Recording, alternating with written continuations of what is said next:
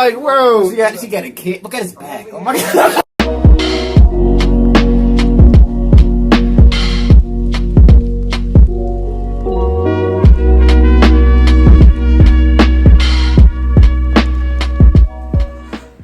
What's up there? Welcome back to another reaction. This is going to be part 3 of our Thomas Sowell reaction that we had already started.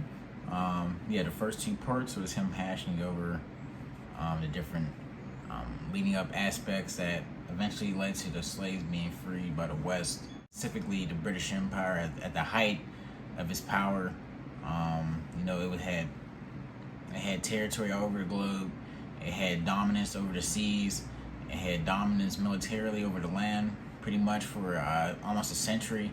So it had the funds, it had the military might in order to, instruct these type of stringent laws on different countries around the world. He wouldn't get with the program. You know, they blocked their ports and stuff like that.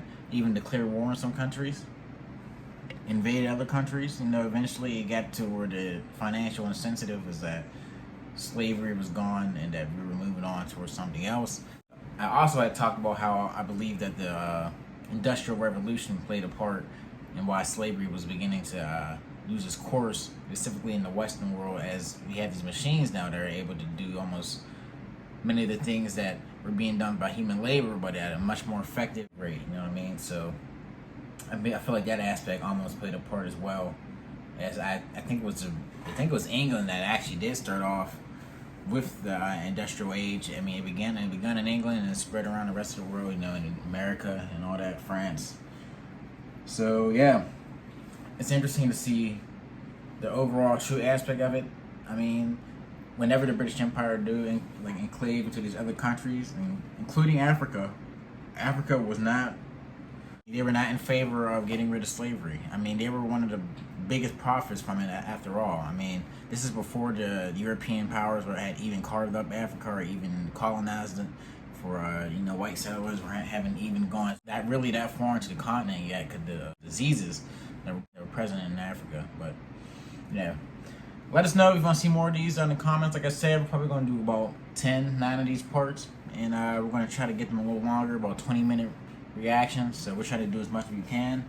So let us know in the comments. Make sure to hit that like button, subscribe, and share, man. It's already 10K subscribers. We'll hop right in. In places, runaways were loitering on the roads, refusing to work. Army units sent to control them did nothing. Not all Brazilian soldiers refused orders to control or recaptured escaped slaves, but there was enough opposition to this role that a formal request was made to the civil authorities by the military to relieve them of this distasteful duty.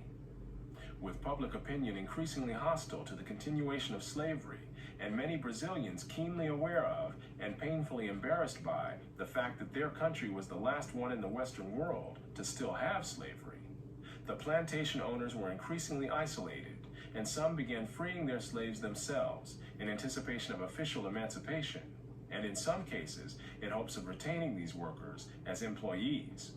Thus, when the official date of emancipation arrived in Brazil, most slaves were already free, either having been freed by plantation owners or having simply left the plantations on their own, secure in the knowledge that the surrounding population was not likely to cooperate in their recapture and return. Still, when the official day of emancipation arrived, it was a cause of national celebration. The novelist Machado de Assis recalled that the celebrations following the passage of the Golden Law were the only instance of popular delirium that I can remember ever having seen. One Sao Paulo newspaper described the crowds that gathered to celebrate. To try to describe the splendor of that festival of joy, to tell everything that happened, falls beyond our abilities. Never has this capital seen such multitudinous and unanimous enthusiasm. Perhaps at no other period of history was the contrast between the Western and the non-Western world greater. Here was the scene when the Ottoman Empire announced the end of the slave trade. In 1855, when the Sultan's firman was read out in Mecca and Jeddah, it caused a revolution. Turkish officials, including the Qadi who read the firman, were murdered, the garrison shut, and Mecca was in a state of revolt until the Porte repealed the obnoxious order. And when the Governor General of the Hejaz issued orders on 25th February 1860 forbidding the slave trade in all Turkish ports in the Red Sea, there was great excitement and fear of the recurrence of the 1855 violence. There was no Ottoman cruiser in the Red Sea capable of giving effect to this order, and Turkish officials were too frightened to enforce it. Although the slave trade was formally abolished in the Ottoman Empire, under pressure from the British government, slavery itself continued. As of 1891, the imperial palace purchased 11 slave girls for its harem, as others in the Ottoman Empire purchased women as concubines, typically white women from a region near the Caucasus and the Black Sea, known as Circassia, even though every nation in the Western world had by then outlawed slavery. Not only the Turks accepted such slavery, so did the Circassians. Mothers often groomed their daughters for this role and sold them into what was considered to be a desirable situation, at least by comparison with what was available in Circassia. British Foreign Secretary Palmerston said, Jesus, mothers selling their daughters into slavery. You gotta realize this is a much different time. You sit here with the comforts of modern technology and you think, I would never do such a thing. These people probably didn't have toilets. They didn't have nothing to wipe their ass with. They had nothing to brush their teeth with. They probably had some type of basic infrastructure. It just wasn't like, he said 18. Yeah, so maybe it's not the Middle Ages anymore. But this is like Eastern Europe. It's not modern days. So they're probably still like rural, very much underdeveloped, not very many cities, if there's any at all. So you can probably understand why, like, when you're in such a brutal, devastating environment, you can kind of want to like introduce your daughter into a better one. I don't know. It's crazy to think about. The whole thing, that's what I'm saying. They also talk about the harems as well, especially the Sultan. He had hundreds of women from around the empire that he was able to breed and have women and have babies with. That's crazy though. And to see how much contempt he had for it after he had said that it was no more in Mecca. You can see how ingrained it was in their society and their way of life. They were just like, no, this is how we lived for centuries. But in Brazil, it was a different atmosphere because it was industrialized and created by a westernized country that kind of had like these different ideals of superficial beliefs due to religion that they had accumulated through the centuries, as well as like a fellow man, fellow Christian, so he can't enslave you. But Brazil was that last holdout, and him and like describing the way that people felt at that parade. I can only imagine the scene and like the feeling, like you're free, like you're really free. Like, people nowadays don't necessarily tend to think about the freedom we have, especially here in the United States. This bubble we live in, we're so safe. It's so easy to make fun of someone over in Iraq getting blown to smithereens by a drone because you go to Starbucks every morning, you go to Walmart, you get to look at the big brand, the smiley face cereal with the one cereal, nigga got dreadlocks. It's crazy. It's a whole different world, man. So to see a mother gone from selling her child to globalization and interconnectedness like never before, yeah, it's all crazy to think about, but we'll hop back in. The only complaint we have ever heard from the Circassians has been against our attempts to stop the traffic. Contrary to the myths to live by, created by Alex Haley and others, Africans were by no means the innocents portrayed in Roots, baffled as to why white men were coming in and taking their people away in chains. On the contrary, the region of West Africa from which Kunta Kinte supposedly came was one of the great slave trading regions of the continent, before, during, and after the white man arrived. It was Africans who enslaved their fellow Africans, selling some of these slaves to Europeans or to Arabs, and keeping others for themselves. Even at the peak of the Atlantic slave trade, Africans retained more slaves for themselves than they sent to the Western Hemisphere. This pattern was not confined to West Africa, from which most slaves were sent to the Western Hemisphere. In East Africa, the Maasai were feared slave raiders, and other African tribes, either alone or in conjunction with Arabs, enslaved their more vulnerable neighbors. As late as 1891, It was reported that Manyuema slavers had demoralized surrounding tribes, destroying crops, and famine reigned everywhere. Even in the early 20th century, Abyssinians were still raiding other Africans and carrying off slaves. It was 1922 before the British had gained sufficient control in Tanganyika to stamp out slavery there. Arabs were the leading slave raiders in East Africa, ranging over an area larger than all of Europe. Yeah. The total number of slaves exported from East Africa during the 19th century has been estimated to be at least 2 million. Despite the impression created by Roots, during the era of the massive slave trade from West Africa, a white man was more likely to catch malaria in Africa than to catch slaves himself. The average life expectancy of a white man in the interior of sub-Saharan Africa at that time was less than 1 year. By and large, men from Europe or the Western Hemisphere came to the coasts of Africa, bought their slaves, and left as soon as possible. Even so, the death rates among the white crews of the ships carrying slaves to the Western Hemisphere were as high as the death rates among the slaves themselves. Yeah. It was only much later, after quinine and other medical measures enabled Europeans to survive where there were tropical diseases, was it possible for them to invade Africa in force and establish empires there. But by then, the Atlantic slave trade had already been ended. During the era of that trade, Africa was largely ruled by Africans, who established the conditions under which slave sales took place. The crew of a slave ship was in no position to defy African rulers and their armies by going out across the land and capturing people willy-nilly. The stronger African peoples captured and enslaved the weaker peoples. The same pattern found over the centuries in Europe, Asia, the Western Hemisphere, and Polynesia. In Nyasaland, the Ngoni and Yao swaggered over and terrorized other tribes. In Uganda, the Baganda made life miserable for their neighbors. And the Nyoro and Hima of Anko enslaved Toro women and children. The Tutsi dominated the Hutu in Rwanda. The Maasai lorded it over the Kikuyu and Kamba. And the latter, in turn, held the Indorobo in a kind of serfdom.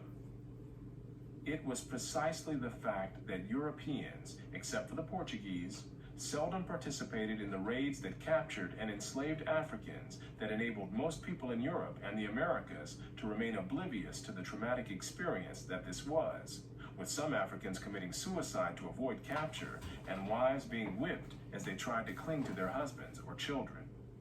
Historian David Breon Davis pointed out that Europeans had little contact with the actual process of enslavement, and that as late as 1721, the Royal African Company asked its agents to investigate the modes of enslavement in the interior. Europeans typically saw only the end results, enslaved people being offered for sale on the coast. That's wild. More slaves in the interior of Africa that was sold entirely to the Western Hemisphere. I mean, it's believable. I mean, the population there was delegated, and the majority had their empires set up there, and they were already doing this practice probably for centuries.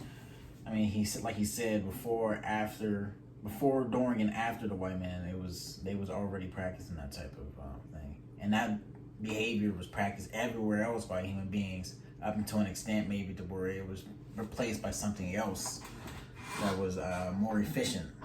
Like I said, the industrial age, and they introduced machines that allowed us to necessarily move away from human labor and be like, this machine can do it a lot faster and a lot cheaper. Because I gotta feed this human, then possibly, if I want more, if I can't buy them after they made it illegal, we gotta breed this human. If you even consider them human, 1/3, whatever. But all this accumulated, you can understand why there was such a flow of people that could have been traded, sold. And like he said, up until the point to where like modern medicine was introduced after like the early 19th century. Now it was like the late 18th centuries, early 19th centuries. They were able to conquer Africa, scramble for Africa. When the Europeans met up and they discussed how they were going to necessarily go about, breaking up the continent, and included most of the major powers, Britain, Germany. France, Italy, Belgium, I believe. I think that's about it. I think it's probably Spain as well. But Spain already had his, his colonial holdings in Africa at that point. So they didn't really get much more. I don't think Spain was there. So, and Germany didn't really gain much from that. I mean, they gained some territory. They gained a lot more than what Italy had. So, Italy always just gets screwed over in history. Yeah, betrayed in World War One, and betrayed there. I mean, they just seem to get the backhand, And after the whole race eugenic thing and like racial science thing became like popular amongst the elite and the social class at that time. Southern Europe was seen as like racially inferior, so they didn't necessarily hold them to the same regard as like Northern European countries or like pure white countries like Britain or Sweden or Norway, stuff like that. So I'm going off on a tangent, but it's all linked. It all comes together. You're gonna hop right back into it. It was much the same story in the Ottoman Empire, where those who bought slaves had no idea what these slaves had been through before. Slavery was destroyed within the United States at staggering costs in blood and treasure, but the struggle was over within a few ghastly years of warfare. Nevertheless, the Civil War was the bloodiest war ever fought in the Western Hemisphere, and more Americans were killed in that war than in any other war in the country's history. But this was a highly atypical, indeed unique, way to end slavery. In most of the rest of the world, unremitting efforts to destroy the institution of slavery went on for more than a century, on 1,000 shifting fronts, and in the face of determined and ingenious efforts to continue the trade in human beings. Within the British Empire, the abolition of slavery was accompanied by the payment of compensation to slave owners for what was legally the confiscation of their property. This cost the British government £20 million, a huge sum in the 19th century, about 5% of the nation's annual output. A similar plan to have the federal government of the United States buy up the slaves and then set them free was proposed in Congress, but was never implemented.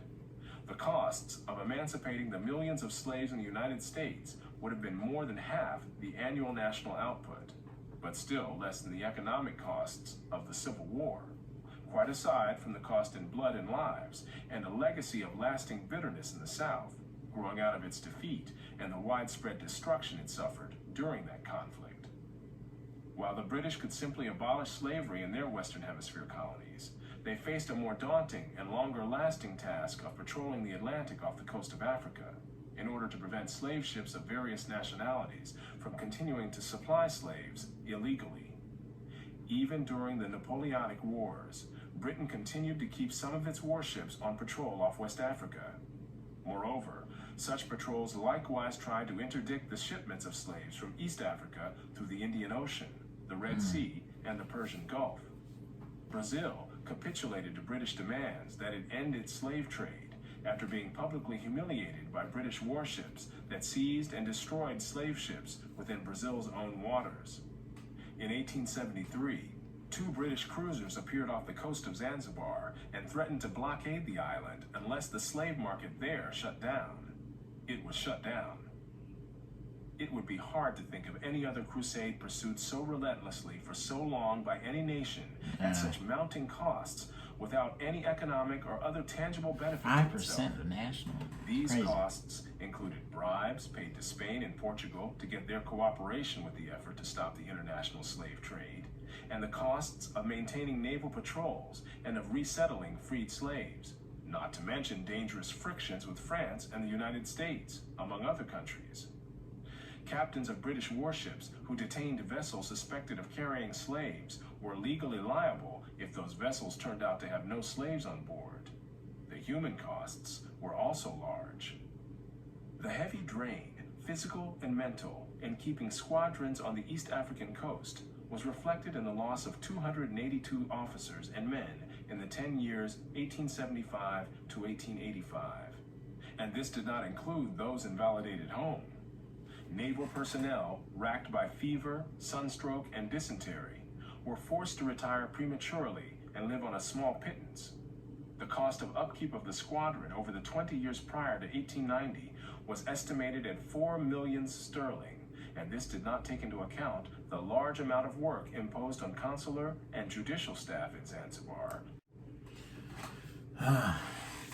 I mean, yeah. Empire that spanned the globe, so they had the economic and the military might at the time to really enforce it. So they went about it in a way that changed the world. And I mean, they didn't really necessarily stop feeling the ripple effects until like late into the 21st century. So I know that they did it though. They accumulated through trying to end slavery around the world. They eventually paid it off. So I mean, good for you, Britain. You know what I'm saying? Yeah, this was part 3. Part 4 will be coming soon. Be on the lookout. Hit that like button, subscribe, and share. We want to see you next time. Peace.